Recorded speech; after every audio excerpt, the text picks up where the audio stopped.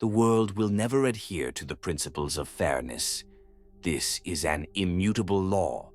No matter how meticulously honest you remain, betrayal is an inevitability. No matter how profoundly skilled you become, an individual of lesser qualification will, without compunction, seize your position. This is the brutal, unvarnished reality. But those select few who internalize and operate within this reality, they are the ones who survive. And those who survive, they ultimately rule. This is a subtle power, unseen by the casual observer, yet felt by every person in the room. This is dark intelligence. Dark intelligence is not inherited. It is forged in the crucible of defeat, born when an individual is betrayed, humiliated, and utterly defeated. Where others succumb to breakdown, you harness that raw trauma to build unshakable strength.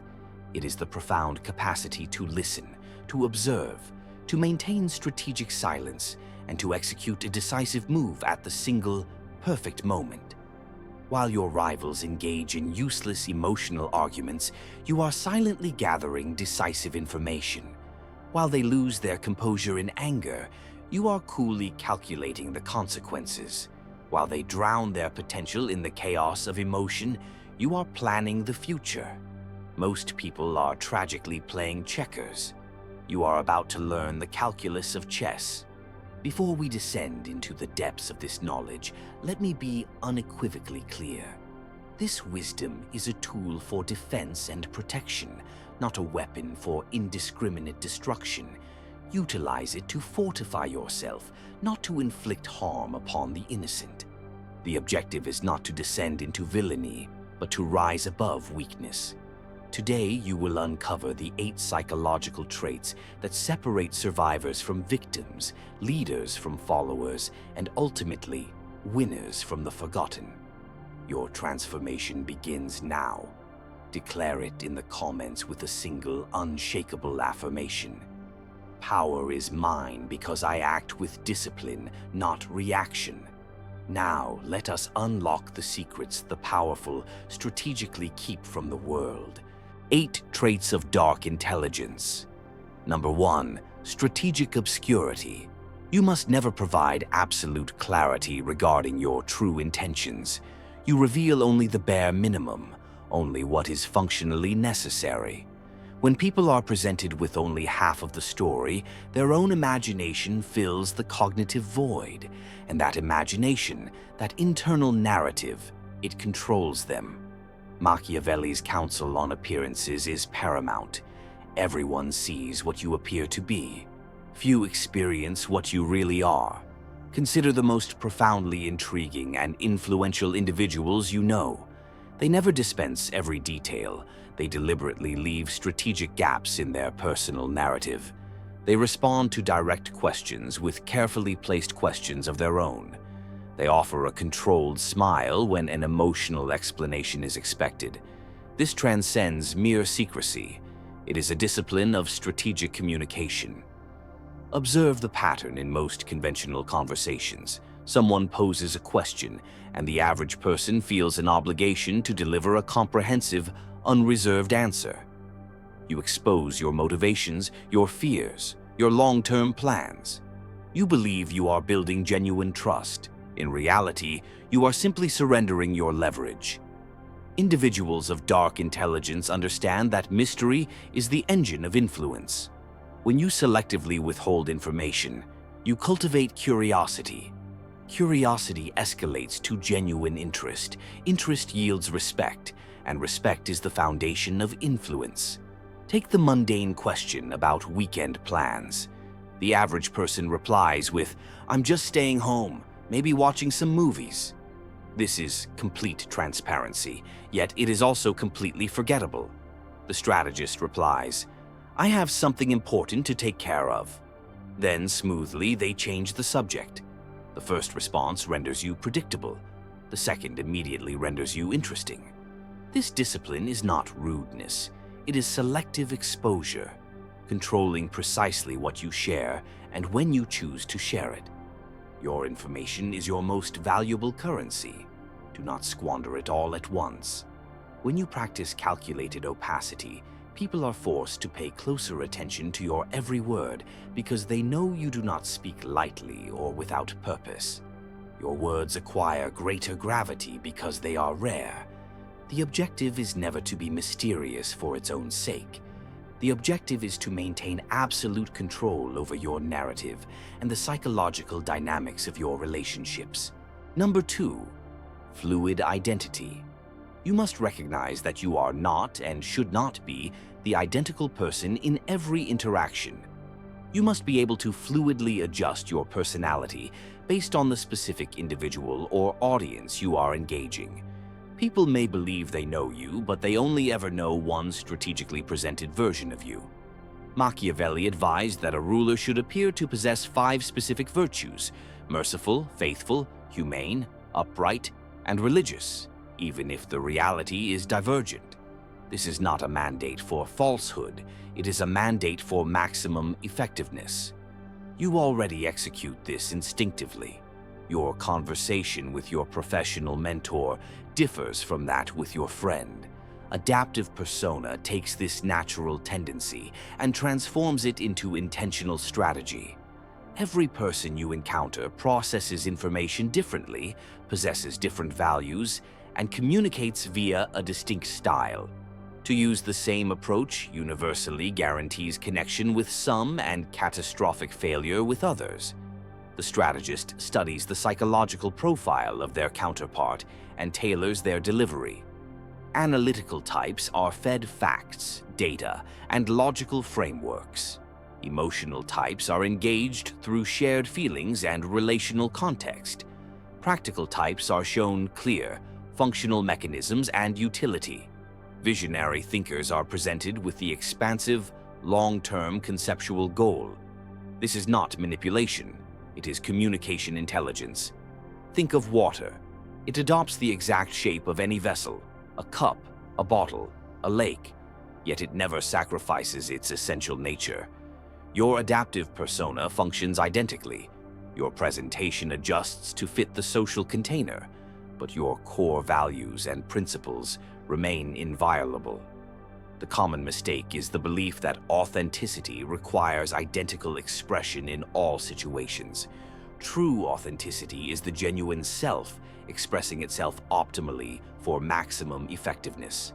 Mastering the adaptive persona renders you capable of connecting with virtually anyone. People feel genuinely understood in your presence because you are instinctively speaking their precise psychological language. This skill is exponentially powerful in negotiations, leadership, and alliance building. You eliminate the burden on others to struggle to understand you. You make connections seamless and easy. The essential caveat: never adapt so profoundly that you lose sight of your true self. Your core integrity must remain a constant. The truly strong are like diamonds, possessing many facets and complex angles, yet remaining a single, unified stone. Number 3, emotional sovereignty. You must become psychologically unaffiliated with any single relationship, emotion, or opinion. What you are unafraid to lose cannot, by definition, control you. That which cannot bind you cannot be used to manipulate you. Machiavelli's stark advice: since love and fear can hardly exist together, if we must choose between them, it is far safer to be feared than loved. Detachment is the most grossly misinterpreted concept in dark intelligence.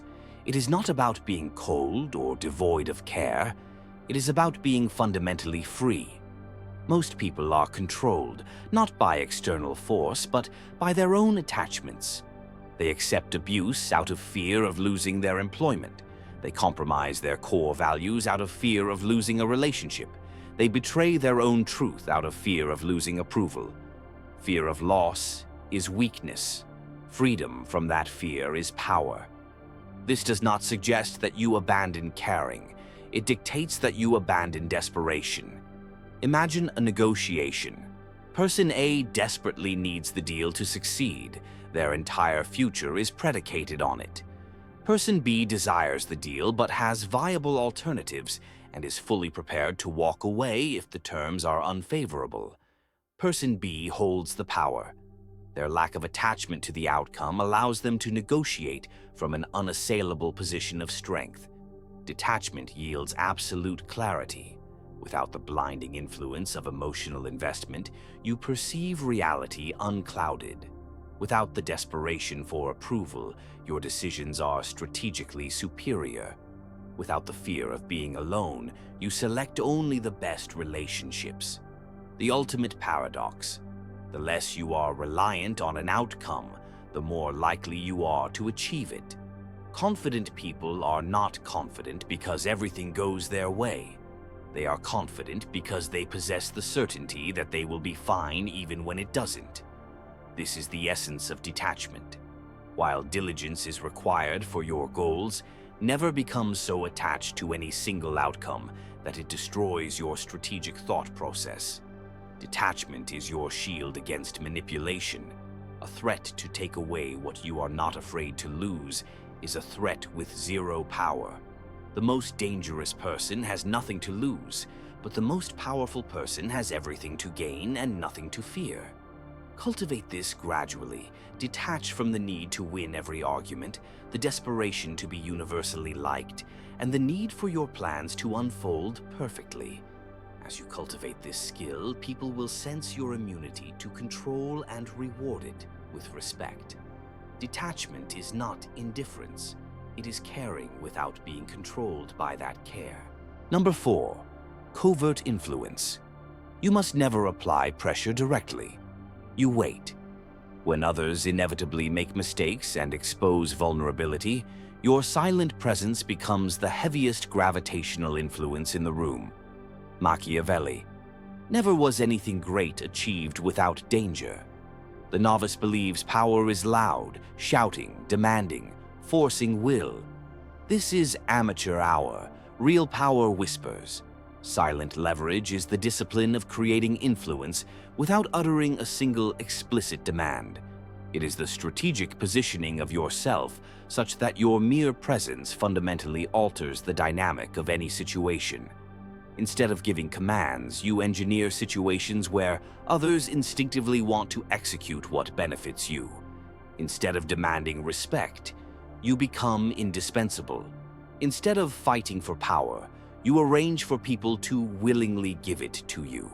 In conversation, silent leverage is the art of the strategic pause. The average person abhors silence and fills it, often revealing more than intended. By being comfortable with silence, you control the rhythm of the interaction. When a difficult question is posed, pause. Hold the silence, look thoughtful, and then deliver your response. Observe how the gravity of your answer increases. In negotiations, silent leverage is having viable alternatives that require no vocal mention. The mere knowledge of your options compels the other party to negotiate differently. You need not threaten to walk away. Your proven willingness to do so is sufficient. In relationships, silent leverage is being the consistent source of value without demanding recognition. When you consistently improve others' lives, they naturally become invested in retaining you. You earn loyalty through action, you don't demand it. The core of silent leverage is patience. You are not pursuing immediate results. You are constructing long-term structural influence. While others chase instant gratification, you plant seeds and wait for the inevitable dividend. You must be comfortable with delayed gratification, trusting that your consistent, quiet actions will eventually manifest the influence you seek. The result of mastering silent leverage is transformative. People seek your counsel without you offering it. They crave your approval without you demanding it. You become the quiet, unseen force that shapes outcomes. The ethical mandate is clear. Silent leverage must create win-win situations. The most ethical application guides people toward decisions that serve everyone's best interests. You are not deceiving them. You are strategically guiding them. Silent leverage is active, not passive. You are making strategic, quiet moves, not loud, obvious declarations. Number 5, psychological echo. You must become a master of reflection. You echo people's deepest fears and desires back to them. They will mistakenly believe you are speaking their language, but you are actually gaining profound understanding and influence. Machiavelli. Men judge generally more by the eye than by the hand, for everyone can see and few can feel. Everyone sees what you appear to be. Few really know what you are.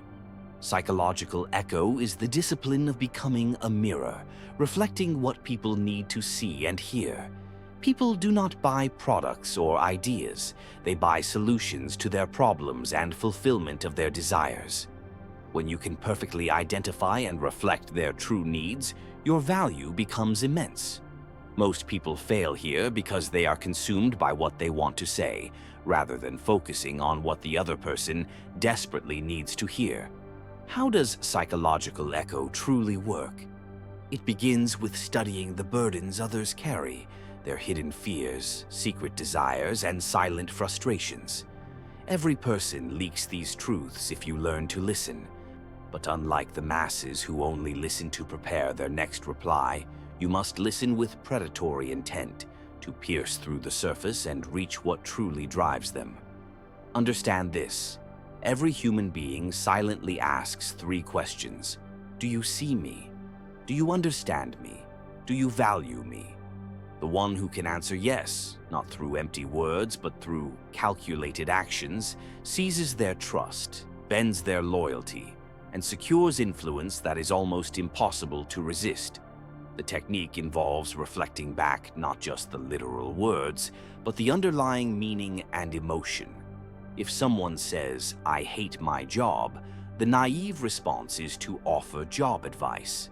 The dark intelligence response recognizes the underlying feelings of being unappreciated, unchallenged, or uncertain. A perfect echo. It sounds like you're not feeling valued for your contributions, or perhaps you're ready for a challenge that matches your capabilities.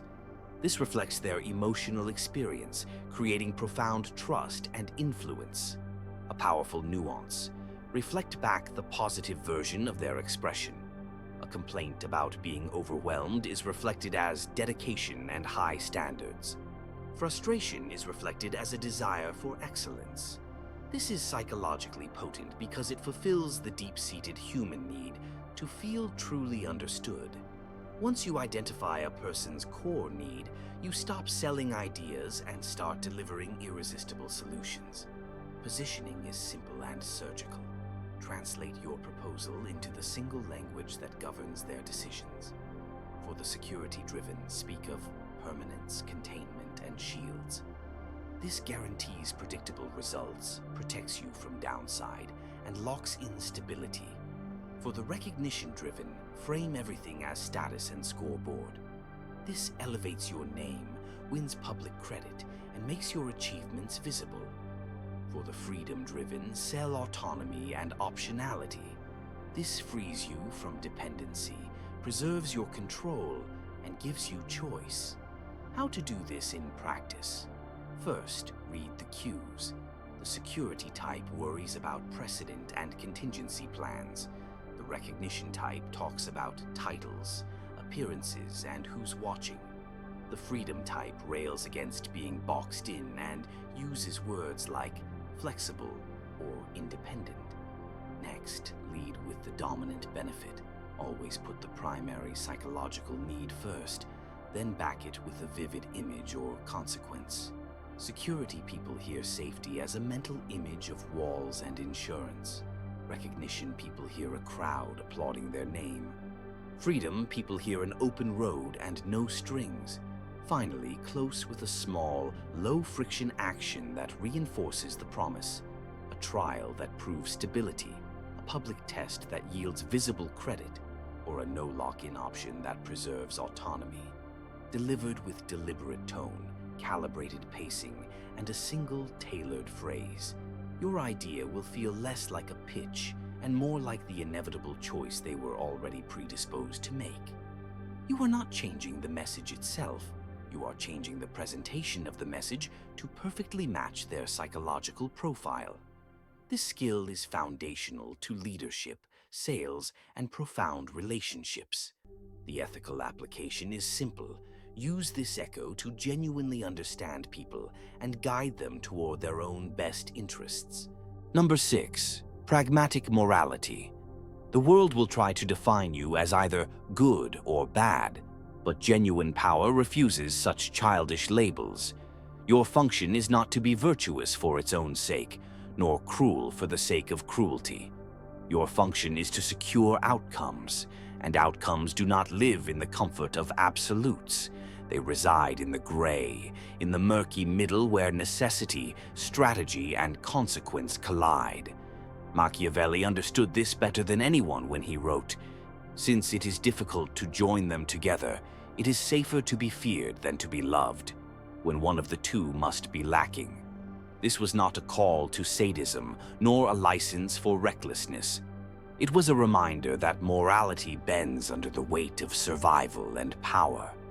In practice, ambiguous morality means this: the action that looks right in the moment may destroy you tomorrow.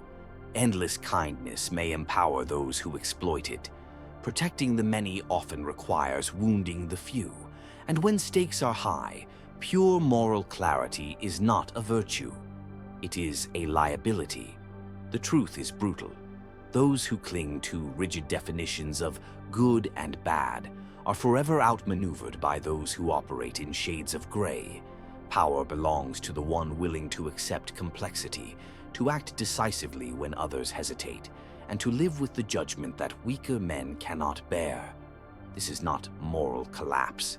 It is moral realism. The ruler who survives is the one who can look beyond appearances and choose necessity over comfort, strategy over purity. Example: a leader discovers a team member is repeatedly lying to clients, damaging the organization. The nice, immediate response is to offer a second chance. The pragmatic ethics of ambiguous morality dictates that protecting the reputation of the organization and the other honest team members outweighs being superficially nice to the single transgressor. The harsh-seeming decision to remove the person is, in fact, the more ethical one for the collective. The key principle is focusing on outcomes over appearances. The action that looks kind often creates bad results. The action that looks harsh often creates better results for all involved. You must adopt a different moral calculus. Stop asking, "What action makes me look like a good person?" and start asking, "What action leads to the best outcomes for the most people?" This is pragmatic ethics, not selfishness. It is not doing what benefits you at others' expense. It is making tough decisions that serve a greater good. Different situations demand different responses. What is wrong in one context may be necessary in another. The safeguard against misuse is the establishment of clear, non-negotiable ethical boundaries. Within those boundaries, you grant yourself permission to be strategic and pragmatic, even when your decisions draw disapproval. The goal is not to be universally liked. The goal is to be effective and ethical in a complex world. Number 7. Selective revelation. Power is never found in complete transparency. It thrives in selective revelation. The less others know about you, the more their minds will labor to invent explanations. And their assumptions, riddled with errors, will often hand you an effortless strategic advantage.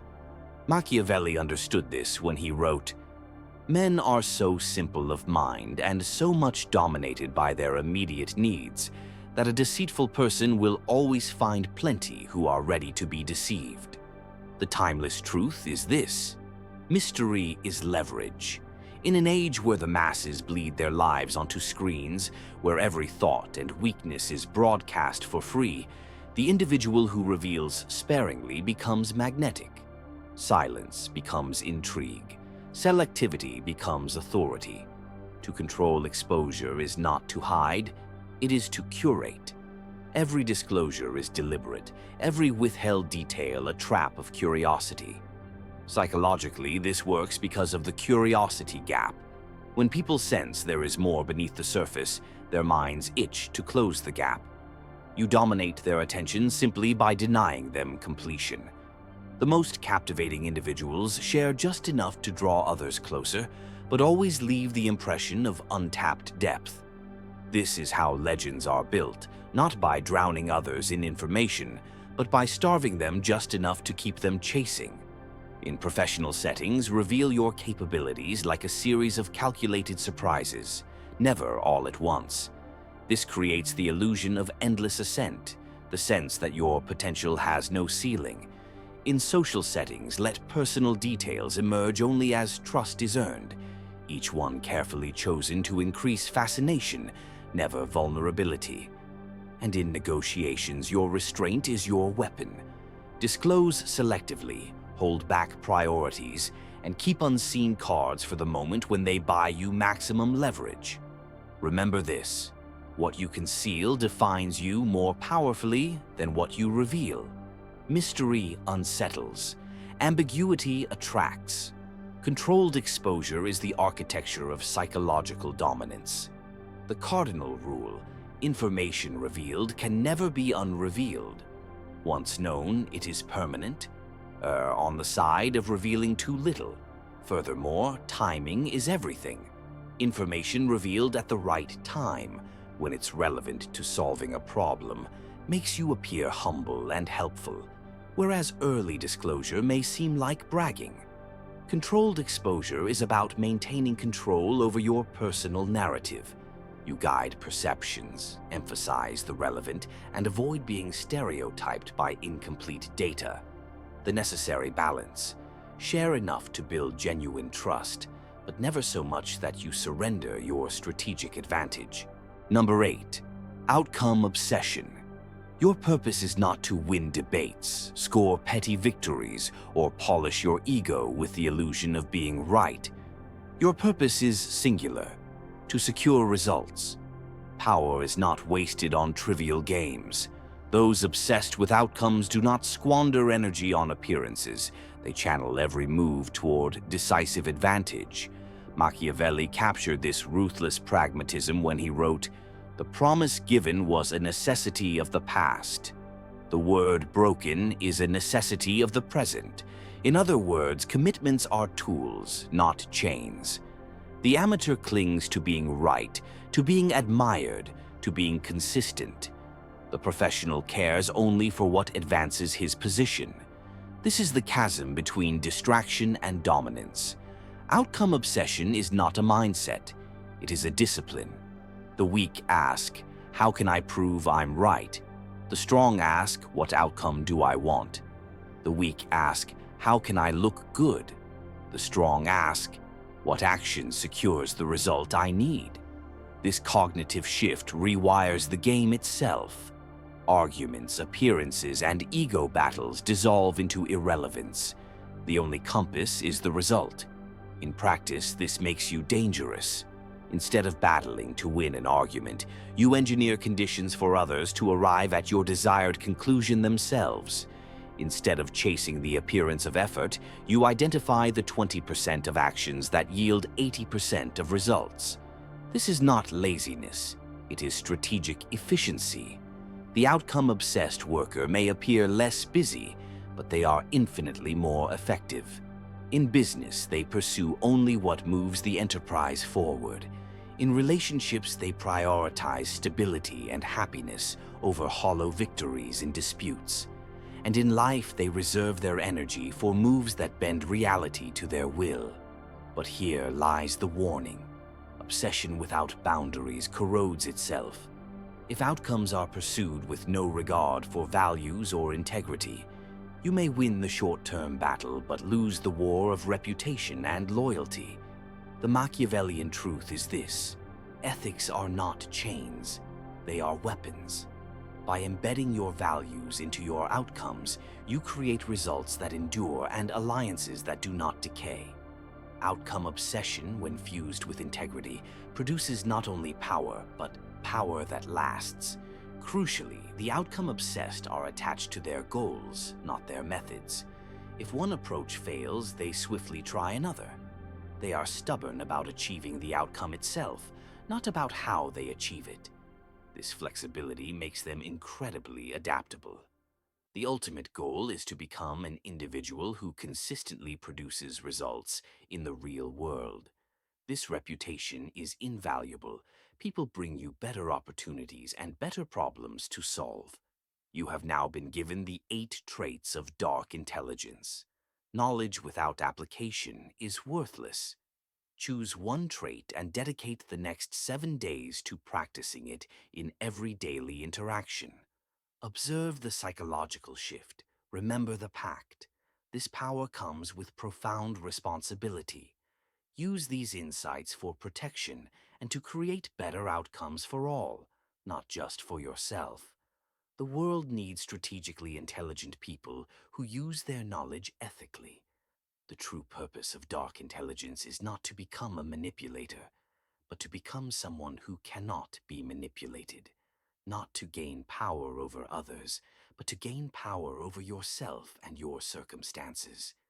The most dangerous person has nothing to lose, but the most valuable person is the one who understands human psychology and uses that understanding to make everyone's life better. Which kind of person do you choose to be? If this video changed your perspective on intelligence and power, hit that like button. Subscribe for more content on strategy and human behavior. Drop a comment.